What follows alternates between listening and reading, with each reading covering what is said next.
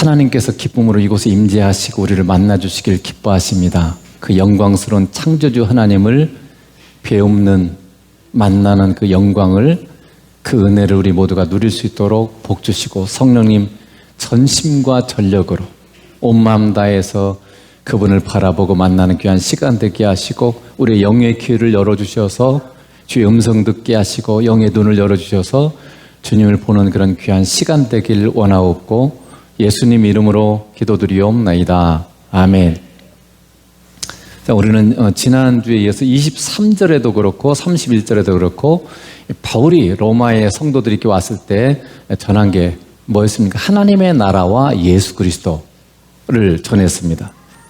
그래서 이 하나님의 나라는 하나님의 통치권이라고 그랬죠. 통치 왕국인데 어떤 나라에서든지 가장 중요한 게 뭐라고 했어요? 왕이 누군가, 왕이 어떤 성품을 지녔느냐에 따라서 어떤 공동체든지 간에 그 리더가 정말 좋은 사람이면 그 공동체는 참 행복하죠. 직장생활도 똑같아요. 보면 일이 많냐 적으냐가 중요한 게 아니더라고요.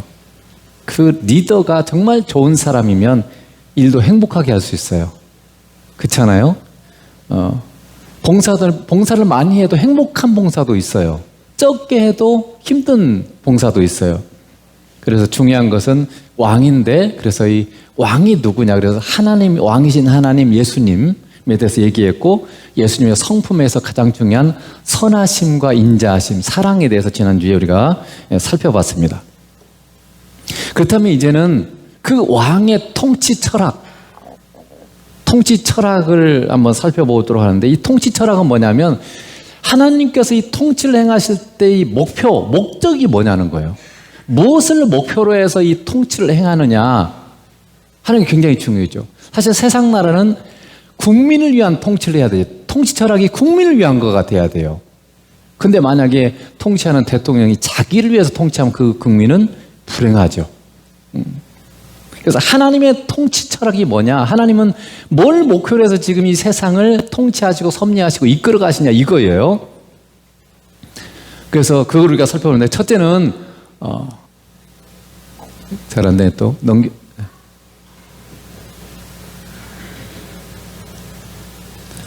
우리를 하나님과 같은 존재로 세우는 게 하나님의 통치 목표예요. 하나님은 그분의 통치를 통해서 뭘 사실 이루고자 하는가? 하나님이 세상을 창조하시고 이 세상을 지금 계속 이끌어 가시고 결국은 예수 그리스도께서 재림하시고 영원한 새하늘과 새 땅에 우리가 들어가야 되는데, 이 모든 과정들을 하나님께서 이루어 가시는 하나님의 목적이 뭐냐면 우리를 하나님과 같은 거룩한 존재로 세우는 거예요. 자, 베드로전서 1장 16절에 보면 기록되었을 때 내가 거룩하니 너희도 거룩할지어다 이렇게 말씀하셨어요. 이 거룩이라는 말을 지난번에도 제가 몇 번 말씀드렸는데, 거룩은 다르다 이런 뜻이에요. 다른데 하나님께만 쓰이는 단어예요. 하나님은 피조물과 비교할 때 지혜에 있어서도 우리와는 비교할 수 없이 지혜가 크고 많습니다. 능력에 있어도 우리와는 비교할 수 없는 능력을 하나님은 갖고 계시죠. 선함에 있어서도 우리와는 비교할 수 없는 지극히 선하십니다. 사랑도 마찬가지죠. 비교할 수 없이 하나님은 풍성하십니다. 그러니까 하나님은 피조물들인 우리들과 세상의 어떤 존재와 비교해도 모든 면에서 비교할 수 없이 크고 넓고 풍성하고 깊고 영원하시기 때문에 그저 그냥 다르다 이렇게밖에 표현할 길이 없다는 거죠. 그런데 그 하나님이 내가 거룩하니 너희도 거룩하라 이렇게 말씀하고 계세요. 그러니까 너희는 세상에 다른 모든 피조물들, 특별히 다른 사람들과 달라야 된다 이렇게 말을, 내가 이 세상의 모든 존재들과 다른 것처럼 너희도 세상 사람들과 달라야 된다 이렇게 말하고 있어요. 우리 보고 하나님처럼 되라는 명령이에요. 내가 거룩하니 너희도 거룩하라, 나처럼 되라, 이런 지금 명령인 거죠. 그런데 우리가 항상 기억할 게 있다 그랬죠. 하나님이 성경에서 우리가 하시는 모든 명령들은 1차적으로 물론 우리가 그걸 순종해야 되겠죠. 그렇지만 더 중요한 것은 항상 이 명령은 약속이에요. 이게 하나님 의중이에요. 약속입니다. 그러니까 이 하나님의 약속은 뭐냐면 내가 너를 그렇게 거룩하게 만들어 줄게, 이런 약속이죠. 구약에 보면 이제 하나님께서 이렇게 말씀하시죠. 나는 너희를 거룩하게 하는 여호와 하나님이다. 우리를 거룩하게 하시는 분이 바로 하나님이라는 거죠. 그래서 하나님께서 우리를 하나님처럼 만들겠다. 이 세상의 모든 일들 통해서 하나님께서 우리를 하나님처럼 만들겠다는 그 일을, 그게 통치 철학이고 그걸 목표로 해서 지금 이 모든 일들을 지금 하나님께서 행하고 계시다는 거죠. 근데 예수님께서는 이보다 한 단계 더 나아가서 이렇게 말씀하셨어요. 마태복음 5장 48절에 그러므로 하늘에 계신 너희 아버지의 온전하심과 같이 너희도 온전하라. 이게 될까요? 이게 영어 성경에 보면 이렇게 돼요. Be perfect. 우리 보고 완전하라는 거, 완전하라. 하나님처럼 완전하라는 거예요. 그게 될까요? 이 죄 많은 우리가, 문제 많은 우리가 정말 하나님처럼 우리가 완전한 존재가 될 수 있을까요? 그런데 예수님 분명히 그렇게 우리에게 명령하고 계세요. 이것 또한 명령이면서 약속이죠. 명령은 항상 약속이라고 그랬죠. 예수님께서 우리를 그렇게 하나님 아버지의 완전하심과 같이 완전한 자로 예수님 우리를 만들어 가시겠다는 거예요. 예수님 우리 안에 오신 것은 우리를 하나님처럼 완전한 존재로 만들기 위해서 우리에게 오셨다는 거죠. 그러므로 삼위일체 하나님께서 이 세상을 통치를 통해서 우리를 하나님과 같은 존재, 아버지처럼 완전하게 세워가는 게 목표고 목적이에요. 그렇다면 여러분, 우리의 인생에서 우리가 지금 살아가면서 많은 수많은 우여곡절들, 연말마다 항상 하는 말이죠. 다사다난했던, 일도 많고 어려움도 많았다, 그런 말이에요. 이게 다사다난은. 우리 인생 왜 이렇게 어려운 일들, 힘든 일, 많은 일들이 있을까? 이것의 목적이 뭐라고요? 우리가 거룩해지는 거, 하나님처럼 완전한 자로 성장하는 게 이게 목적이라는 거죠. 그럼 먼저 우리가 살펴볼 것은 이 세상에 일어나는 모든 일은 다 우연이 아니고 하나님의 통치 가운데 오는 거예요. 마태복음 10장 29절 한번 보겠습니다. 참새 2마리가 한 아사리온에 팔리지 않느냐. 그러나 너희 아버지께서 허락하지 아니하시면 그 하나도 땅에 떨어지지 아니하느니라. 그러니까 참새가 2마리가 지금 사냥꾼에 의해서 딱 총에 맞아 떨어진 거예요. 그걸 사냥꾼이 잡아다 파는 거죠. 근데 이 참새가 땅에 떨어진 이게 하나님의 허락하심, 하나님의 통치 가운데 되어지는 일이라는 거예요. 그러니까 우리가 볼 때는 참새는 별것도 아니죠. 근데 지극히 작은 이 하나의 존재가 땅에 떨어진 것마저도 하나님의 통치, 하나님의 섭리, 하나님의 뜻 가운데 되어진다는 거예요. 그러니까 여러분, 우리가 만나는, 세상을 살아가면서 만나게 되는 지극히 작은 일 하나조차도 그냥 된 게 없다는 거예요. 다 뭐라고요? 하나님의 통치 가운데, 섭리 가운데 우리에게 일어나는 거란 뜻이에요. 그것이 힘든 일이든 슬픈 일이든 또는 좋은 일이든 기쁜 일이든 마찬가지입니다. 그리고 그 모든 일들의 목적이 뭐라고요? 내가 하나님처럼 거룩한 존재로 성장하는 것을 돕기 위해서. 그러니까 여러분, 우리가 세상 살면서 어떤 일들이 우리에게 발생했을 때 이 일이 잘 풀리고 문제없이 끝나는 게 목적이 아니에요. 나는 그러길 원하죠. 나는 그냥 문제없이 세상에서 성공하고 건강하고 잘 살기 원하죠. 그러나 하나님의 영원한 목적, 하나님께서 원하시는 건 그게 아니에요. 그 일들을 통해서 뭐라고 해요? 내가 하나님처럼 되는 거예요. 하나님과 같은 거룩한 존재, 세상 사람과는 완전히 다른 그런 존재로 세우는 것이 이 일이 내게 도달한 목적이라는 거죠. 그러니까 그 일을 통해서 내가 거룩해져야 되는 거예요. 그 일 자체가 뭐 잘 끝나고 이게 중요한 게 아니에요. 그걸 통해서 내가 얼마나 하나님처럼 거룩해졌느냐, 이게 가장 중요한 목적이라는 거죠. 내가 하나님과 같은 그런 선한 존재, 하나님과 같은 용서의 사람, 하나님과 같은 사랑의 사람으로 내가 성장하는 것, 그게 나에게 이 모든 일상도 허락한 목적이라는 거예요. 그래서 로마서 5장 3절에 보면 이렇게 되어 있습니다. 다만 이뿐 아니라 우리가 환난 중에도 즐거워하나니. 이걸 알고 나니까 환난, 어려움이죠. 근데 즐거워한다는 거예요. 환난 중에도 즐거워하는 일이 있어요? 환난 만나면 맨날 막 인상 찌그러지고 막 못 살겠다고 이렇게만 되는 게 아니에요. 예수님과 함께하는 자에게는 즐거워하는 수도 있어요. 왜 즐거워해요? 환난 자체가 즐거운 게 아니에요. 이 환난이 뭐를 낳아요? 이룬다고 돼 있죠. 환난은 인내는 연단은 소망을 이루는 줄 압니다. 그러니까 환난은 뭐를 낳아요? 인내를 맡게 돼요. 여러분, 환난이 뭡니까? 어려움이죠.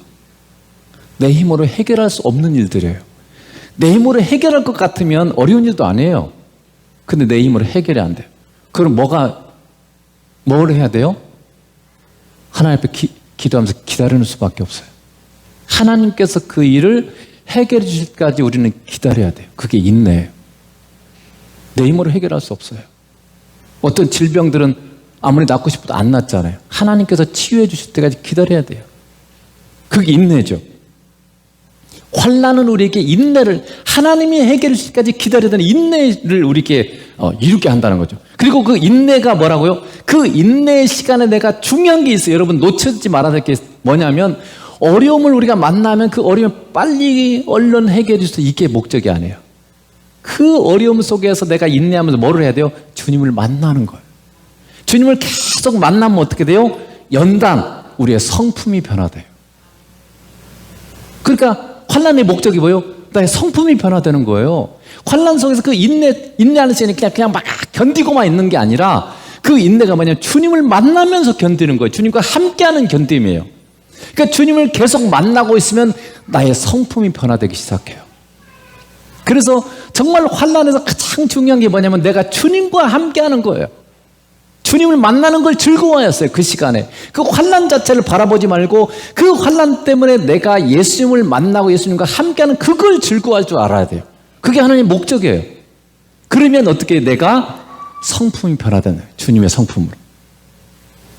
그리고 이 주님의 성품을 변화되면서 우리는 천국에 대한 그 주님을 얼굴과 얼굴을 맞대고 바라볼 그 천국을 점점 소망하게 된다는 거죠. 그래서 여러분, 고난은 어떻게 돼요? 고난을 통해서 주님과 함께 하다 보면 우리가 얼마나 연약한 존재인지를 깨달으면서 겸손해져요, 사람이. 나이가 들수록 고개가 숙여지잖아요. 나이가 들수록 깨닫는 게 뭐냐면요, 우리 인간은 너무나 연약하구나. 우리는 아무것도 할 수 있는 게 없고 교만할 게 하나도 없구나. 이걸 철저하게 심장에 새겨야 돼요. 그냥 이게 말이 아니라 정말 그렇게 새겨지는 거예요. 주님께서, 하나님께서 우리 인생의 통치 가운데 이 고난, 어려움들을 겪으면서 내가 할 수 있는 게 아무것도 없구나. 그걸 철저하게 깨달아서 정말 겸손해지는 거. 그리고 그 고난을 통해서 그전에는 그냥 병에 걸린 사람은 걸렸는가 보다, 힘들면 힘든가 보다 이렇게 됐던 것들이 내가 그 고난을 겪으면서 저 사람들이 얼마나 힘들까, 그걸 내가 공감하고 그걸 이해하고 돕는 사람으로 내가 성장하는 거죠. 주님께서 불쌍히 여기시잖아요. 그들의 아픔을 주님 그대로 다 느끼시는 거죠. 내가 우리 인간은요, 그걸 못 느껴요.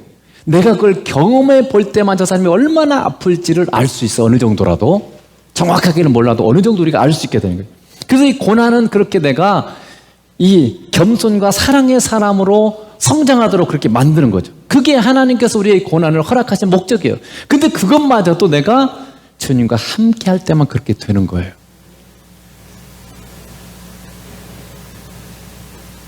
여러분은 인생에서 여러 가지 많은 일들을 지금 만나고 있죠. 그 많은 일들을 만나는 문제와 고난 속에서 여러분 뭘 얻었습니까? 인생에서 많은 어려움들을 여러분 겪고 많은 일들을 만나는데 뭘 얻었나요? 주님은 무엇보다도 여러분이 아버지처럼 거룩한 자, 다른 말하면 용서와 사랑과 섬김의 사람, 겸손의 사람으로 성장하기를 원하시고 하나님께서 우리를 그렇게 이끄십니다. 여러분이 정말로 예수님을 잘 만나고 살았다면 여러분의 인생의 문제를 통해서 여러분 틀림없이 이전보다 더 선하고 더 사랑의 사람으로, 더 겸손한 사람으로 틀림없이 변화됐을 거예요. 근데 예수님을 만나지 않으면 문제를 아무리 만나도 안 변해요. 변화가 없어요. 하나님의 통치 목적을 알지 못하면, 그저 내 생각대로 살았다면 아무리 많은 날이 지나고 아무리 나이가 들어도 성장하지 않습니다. 그냥 그 모습 그대로. 그러니까 여러분 늙으면 고집만 생기는 경우도 있잖아요. 고집스럽고 변화가 없어요. 더 깡깡해져요. 하나님의 이 통치 목표, 주님을 제대로 만나지 못하면 나이가 들수록 더 딱딱해지고 더 변화되지 않는 그런 사람도 될 수 있는 거예요. 주님은 우리를 거룩한 자로 성숙시키기 위해서 우리 인생의 여러 가지 일들과 상황을 허락하고 계십니다. 사고, 인생에서 많은 사고들이 있고 사건들을 만나고 질병을 만나게 되고 여러 가지 자녀의 문제, 부모의 문제, 재정적인 어려움, 가난, 배신, 시기, 거짓 등 그런 문제들을 여러분 마찬가지입니다. 그런 문제들 중에서 우리가 예수님을 만나면서 내가 거룩해지도록 하기 위해서 하나님께서 통치 가운데 이것을 우리에게 주셨어요. 목적이 뭐라고요? 내가 주님을 만나면서 거룩해지는 거. 문제 해결 자체가 아니라 내가 그걸 통해서 주님을 계속 이름을 만나면서 내가 거룩해지는 거. 주님의 성품으로 변화되는 게 이게 지금 하나님의 목적이라는 거예요. 그래서 여러분 사건 사고가 일어나면 하나님이 나를 변화시키려고 그런 거구나. 나를 더 거룩한 존재로 변화시키려고 이 문제를 내게 배달해 주셨구나. 질병을 만나도 마찬가지예요. 감기에 걸려도 무슨 질병에 걸려도 마찬가지고 어려움을 만나도 뭐라고요? 내가 거룩한 자로 변화시키도록 하시기 위해서 하나님께서 그것을 내게 지금 주셨구나. 그걸 여러분이 붙잡아야만 성숙이 되지. 그렇지 않으면 항상 고통만 당하고 아무런 것을 받아낼 수가 없는 거죠. 두 번째는 하나님께서 하나님 통치 철학은 뭐냐면 우리와 사랑으로 동행하면서 우리를 거룩하게 변화시키는 거예요. 하나님 우리를 어떻게 거룩한 존재로 변화시키는가. 우리 인생의 고난과 역경을 주시고 그냥 알아서 성장해라. 네가 그걸 한번 견디면서 한번 해봐라. 이렇게 하시는 분이 아니라는 거죠. 그분이 우리와 동행하시면서 사랑으로 우리를 변화시킨다는 거죠. 예수님이 우리에게 주신 놀라운 약속이 있죠. 뭐 하나만 살펴보면 자, 마태복음 28장 20절에 보면 내가 너에게 분부한 모든 것을 가르쳐 지키게 하라. 이것도 명령이죠. 근데 뒤에 딱 뭐가 붙었어요? 약속입니다. 볼지어다 내가 세상 끝날까지 너희와 항상 함께 있으리라 하시니라. 주님이 우리와 함께 세상 끝날까지 주님 다시 오실 때까지 우리와 항상 함께 있겠다는 거예요. 언제요? 항상. 내가 잘 때도 아플 때도 힘들 때도 주님 우리를 떠난 적이 없어요. 항상 우리와 함께 계십니다. 근데 사람들은 뭐에만 집중해요? 제자 사모라에만 집중해요. 그러나 이 말씀은요, 사실은 주님이 우리와 함께 하시면서 함께 하시던 약속을 통해서 우리가 제자 삼을 수 있도록 주님이 친히 도와주시고 만들어주시고 그렇게 행하겠다는 거예요. 주님이 하시겠다는 거 우리를 통해서. 그렇지 그냥 제자 삼으라 그러고 주님 그냥 놀고 있고 하늘에서 그냥 쳐다만 보고 계시고 너 알아서 해 이렇게 하는 게 아니에요. 하나님의 모든 명령들은 그래서 우리 스스로 힘으로 하는 것이 아니라 주님이 도우심으로 주님이 함께하면서 주님이 친히 우리의 순종을 통해서 이루어가시는 거예요. 그러기 위해서 주님이 우리 안에 오셨어요. 그렇기 때문에 하나님의 모든 명령은 뭐예요? 무거운 게 아니고 쉽고 가벼운 겁니다. 내가 하려고 그러면 무거워요. 할 수가 없어요. 근데 주님이 친히 나를 도우시고 나와 함께 하시면서 그분이 행하시면 쉽고 가볍습니다. 예수님이 그랬잖아요. 내 멍에는 쉽고 가볍다. 왜 그게 가능하겠어요? 주님이 친히 우리를 도우시고 붙잡아주시고 행하시기 때문에 그게 쉽고 가벼운 거예요. 내 힘으로 하려고 그러면 굉장히 어렵죠. 거룩도 똑같아요. 내가 어떻게 하나님처럼 그것도 하나님의 완전하심 같이 너희도 완전하라 그러는데 어떻게 우리가 하나님처럼 완전해질 수 있어요? 불가능하죠. 그래서 거룩도 우리 스스로 노력을 그래 알았습니다. 내가 열심히 한번 해볼게요. 이렇게 하고 되는 것이 아니라 주님이 함께 하시면서 우리를 도와서 그렇게 주님이 만들어주시겠다는 약속이에요. 그래서 요한복음에 보면 예수님께서 우리를 이렇게 만들어주신 두 가지 중요한 예수님과 우리의 관계를 설정해 놓고 계세요. 첫째는 목자와 양의 관계죠. 요한복음 10장의 목자와 양의 관계인데 10장 11절에 특별히 나는 선한 목자라 선한 목자는 양들을 위하여 목숨을 버리거니와. 예수님은 선한 목자세요. 아주 좋으신 선하신 분이세요. 그분은 우리를 위해서 기꺼이 목숨까지 주시는 분이시고 실제로 주셨잖아요. 양인 우리는 양이에요. 양인 우리는 목자이신 예수님 곁에 있고 예수님을 따를 때만 우리는 안전하고 제대로 성장할 수 있어요. 여러분 신앙생활은 왜 힘들고 어렵습니까? 왜 안 됩니까? 뭐가? 내가 주님, 목자이신 주님과 함께하지 않기 때문에 그래요. 주님은 나와 함께 하신 내가 주님을 안 찾으니까 그래요. 주님과의 사귐, 주님과 동행, 주님과 교제가 없이는 우리는 안전할 수도 없고 성장할 수도 없어요. 양이 목자를 떠나면 어떻게 됩니까? 짐승들의 밥이 될 뿐이에요. 뿐만 아니라 양 스스로는 푸른 초장 쉴 만한 물가를 찾을 수 없어요. 여러분이 아는 것처럼 양은 시력이 약합니다. 속도도 느립니다. 수많은 짐승들이 항상 돌아다니고 있어요. 양 스스로는 아무것도 할 수 없어요. 양이 정말 안전하고 행복하게 사는 길은요, 목자 곁에 머무는 수밖에 없어요. 그렇듯 우리의 행복한 삶 그리고 성장은 오직 우리가 예수님과 함께하면서 예수님을 따를 때만 가능한 거예요. 만족과 행복은 다른 데서 오는 것이 아니라 예수님 안에 있어요. 여러분 이걸 놓치면 안 돼요. 내가 정말 인생이 만족하는 길, 내가 행복한 길은요, 내가 막 노력하고 뭔가 내게 주어져서 이루어지는 게 아니에요. 만족은 뭐라고요? 고린도후서 3장 5절에 만족은 하나님께로부터 나느니라, 하나님께로부터 오느니라 이렇게 돼 있어요. 그러니까 내 인생의 감사, 기쁨, 만족은요 예수님으로부터 오는 거예요. 내가 예수님을 만나고 살 때 내 인생이 행복해지고 만족해져요. 우리가 거룩한 존재로 성장하는 길은 우리가 함께 하시는 예수님을 찾고 만나고 우리의 모든 문제를 그분과 상담하고 그분을 따라가는 길밖에 없어요. 그런데 여러분이 혼자 그냥 다 해버리니까 해결도 안 되고 만족도 없고 행복하지도 못하고 맨날 불평이고 원망이고 부족하고 힘들고 짜증이고 이런 일들만 있는 거죠. 왜 그토록 많은 세월을 교회를 다니고 예수를 믿는데도 변화가 없는 이유가 뭘까요? 예수님을 진실로 만나고 예수님을 따른 것이 아니라 그저 내가 원하는 것만 추구하고 내가 원하는 것만 하나님이 도와주시길 원했을 뿐이에요. 내가 하나님 예수님을 따라가는 게 아니고 나 예수님 따라오면서 나 도와주세요. 사실 여러분 기도가 그렇지 않습니까? 내가 원하는 것만 구하면 내가 예수님을 따라가야 되는데 예수님 나 쫓아오면서 내가 필요할 때만 도와주세요. 예수님은 쫓아오라는 거예요. 내가 예수님 따라가는 게 아니라. 그렇기 때문에 우리 인생에 예수님 믿는데 변화가 없어요. 어떤 자매가 그 유튜브 간증을 하더라고요. 이 자매가 자기 간증들을 많이 해놨는데 그분은 감리교 목사님의 딸이에요. 중학교 때까지 공부를 잘해서 전교 1등을 했어요. 그러다가 이 아버지가 교회를 그만두고 개척을 하면서 전혀 그냥 새로운 환경에 들어가면서 적응을 잘 못하면서 사춘기다 보니까 반항심이 생겼어요. 그래가지고 그때부터 학교도 제대로 안 가고 지 마음대로 자기가 하고 싶은 대로 했어요.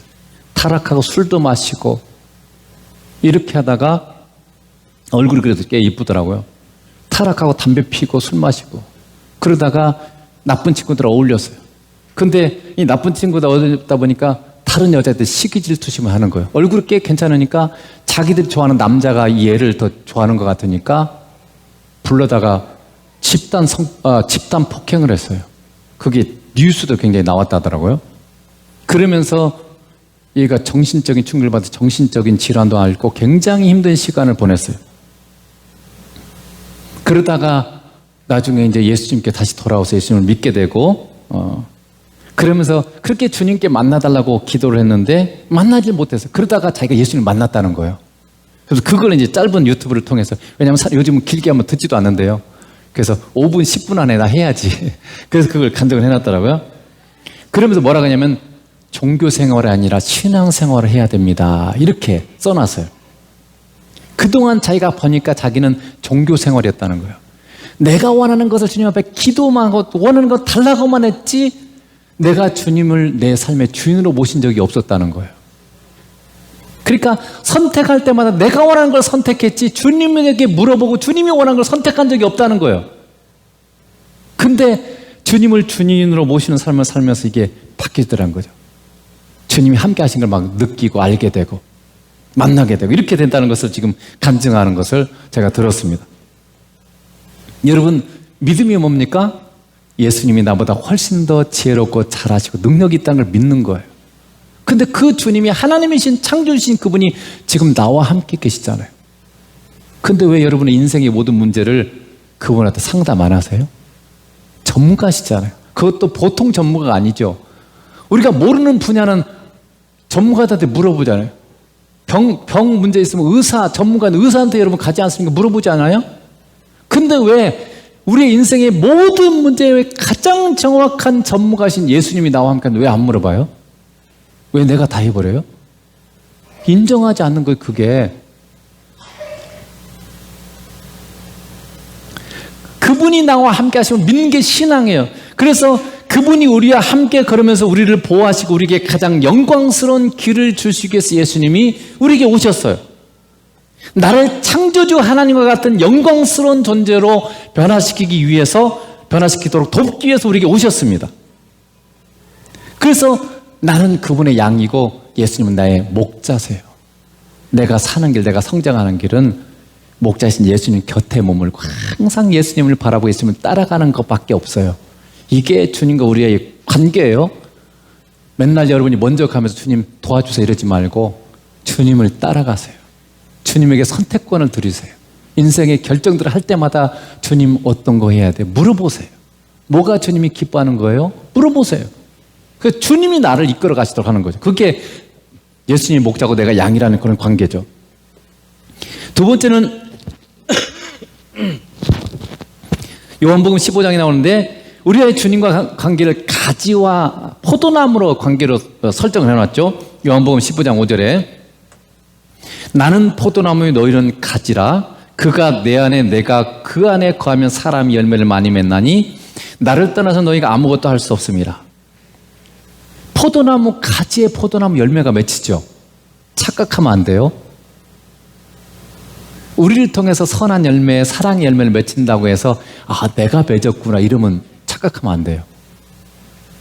중요한 원리가 이걸 예수님께서 이렇게 말씀해 주고 계세요. 가지가 스스로 포도나무 가지가 포도 열매를 가지에 지금 맺혔어요. 근데 가지가 스스로 그걸 맺은 게 아니에요. 포도나무에게 붙어 있었기 때문에 열리는 거예요. 동일하게 우리가 주님과 생명적인 연합, 즉 주님으로부터 은혜와 사랑을 공급받는 자리에 있을 때만 우리가 거룩으로 성장하게 되고 그럴 때만 우리에게 선함과 사랑의 열매가 맺혀지는 거예요. 사람들 용서가 되고 감사가 되고 또 사랑이 되고 섬김이 되고 이거 뭐요? 내가 하는 게 아니고 내가 주님의 은혜와 사랑을 누리는 그 자리에 있을 때 주님으로부터 사랑과 은혜를 공급받을 때만 이 열매들이 내게 맺혀지는 거예요.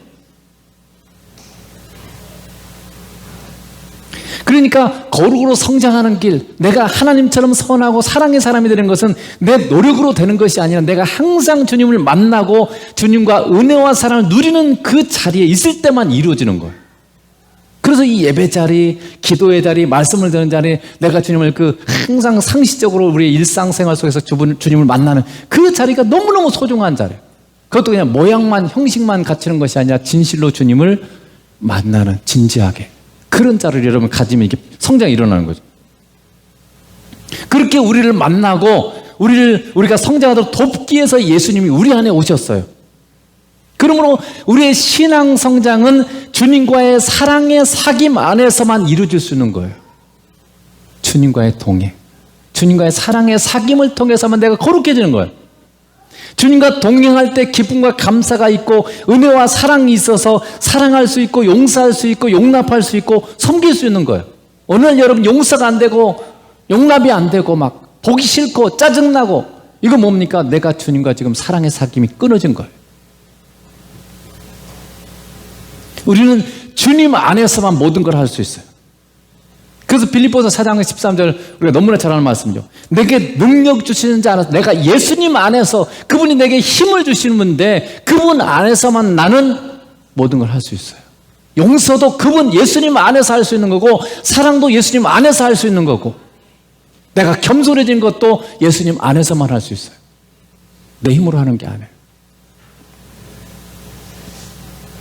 그러므로 신앙의 모든 것은 다른 게 아니라 내 안에 오신 예수님 그분과 함께하는 이 사랑의 사귐, 사랑의 동행 이걸 통해서만 이루어지는 거예요.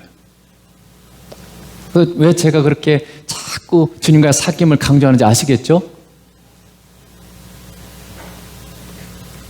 세 번째는 이 통치철학의 영원한 목적이죠. 영원한 사랑의 대상으로 우리를 부르셨어요.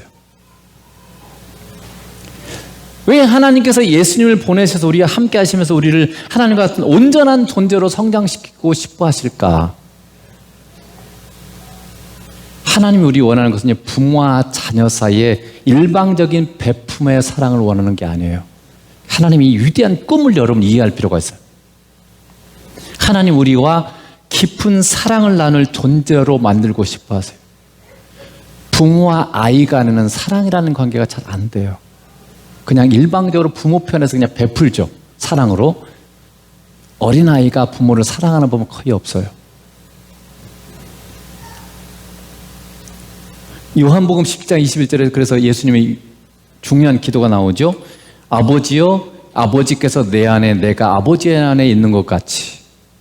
이건 사랑 안에서만 가능한, 사랑으로 서로 안에 있는 거죠.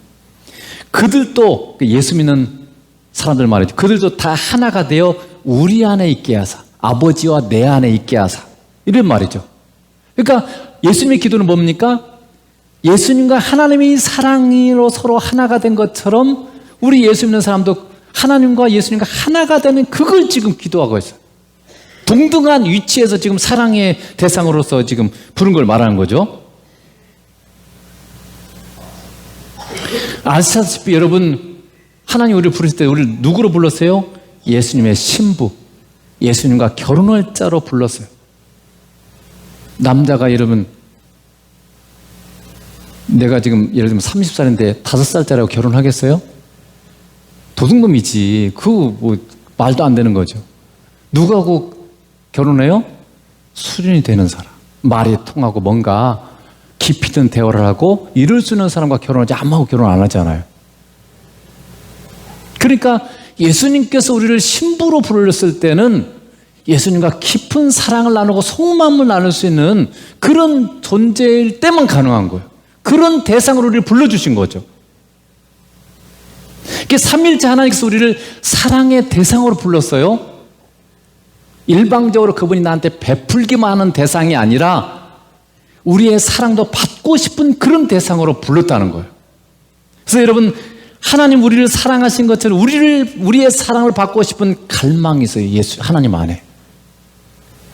하나님 안에 하나님의 갈망이 있어요. 나도 너로부터 사랑을 받고 싶다. 그런 여러분이 경험이 있죠. 내가 어느 날 주님을 더 깊이 만나기로 기도 시간을 정해놓고 주님 앞에 나간다든지 새벽 기도를 시작할 때 막 기쁘잖아요. 왜 기쁜지 아세요? 생각해 봤어요? 내가 주님을 사랑으로 만나오는 그걸 하나님이 기뻐하시니까 그 기쁨을 나한테 주는 거예요. 내가 너를 기뻐한다. 네가 나를 이렇게 찾아오고 나를 만나는 이 자리를 너가 너무 기다렸다. 하나님의 기쁨을 나한테 주시는 거죠. 그래서 예수님께서 하늘의 기쁨을 내가 너에게 주노라. 그러니까 같은 인격체로서 깊은 속마음까지 나눌 그런 존재를 우리가 성장하기를 원하는 거예요. 애들하고는 깊은 얘기 못합니다. 그렇잖아요. 사랑은 하지만 애들하고 장래 얘기를 나눌 수 있겠어요? 부모가? 사업 얘기, 집을 어디서 살지 애들하고 못 나누잖아요.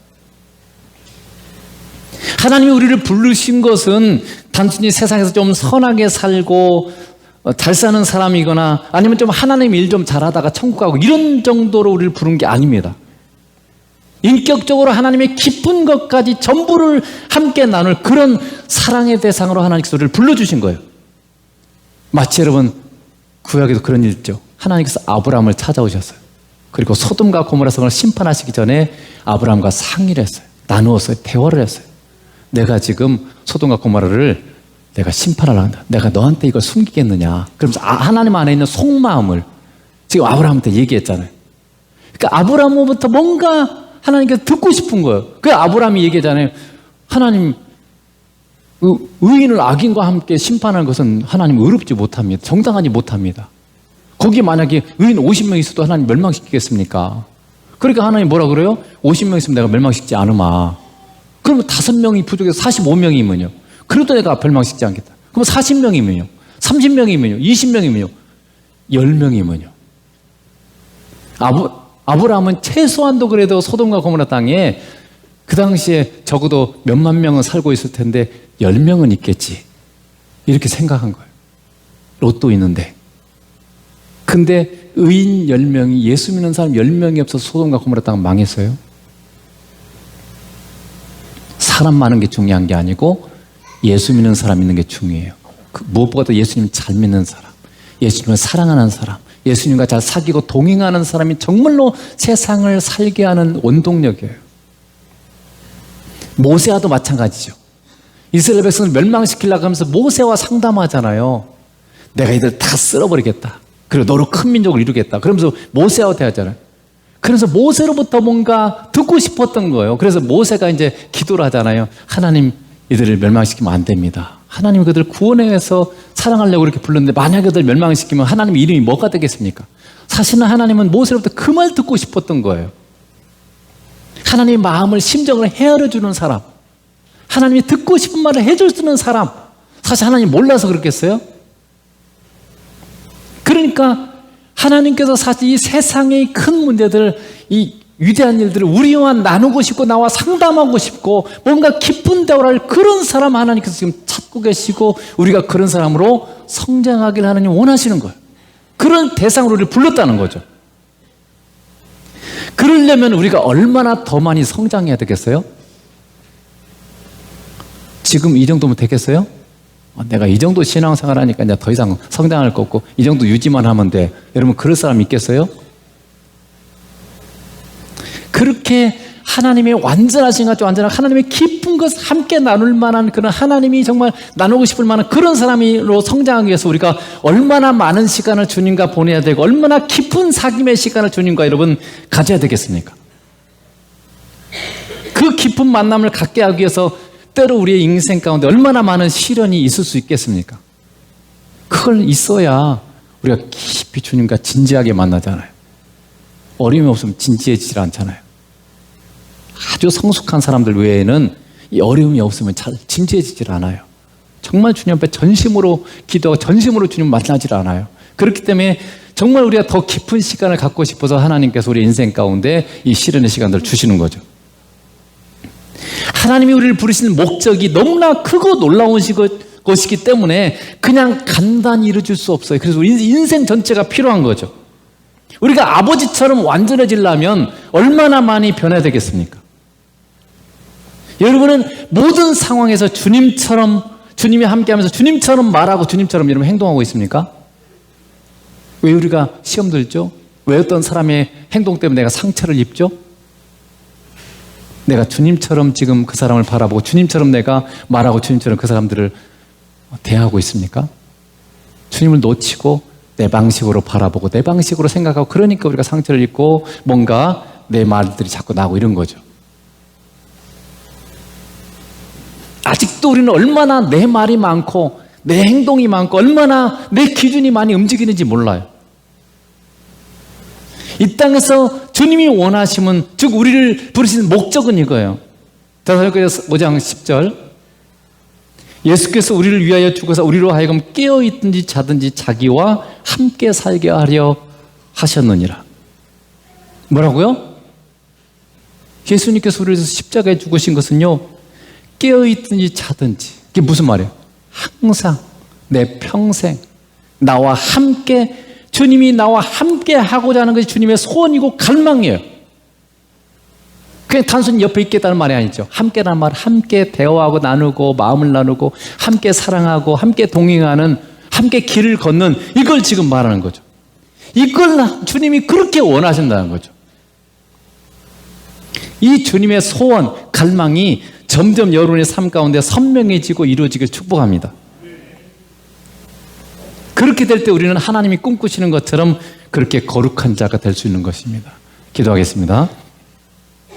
거룩하신 하나님 아버지 감사합니다. 하나님의 그 위대하신 꿈, 피조물일 뿐만 아니라 죄에 빠지고 그저 죄인이고 범죄자에 불과한 우리를 하나님과 같은 존재를 세우셔서 그분의 영원한 것들을 우리와 함께 나누길 원하시고 하나님의 깊은 속마음까지 나눌 그런 사랑의 대상으로 같은 위치에 우리를 두셔서 그렇게 함께 교제하시기를 기뻐하시는 하나님 아버지 감사합니다.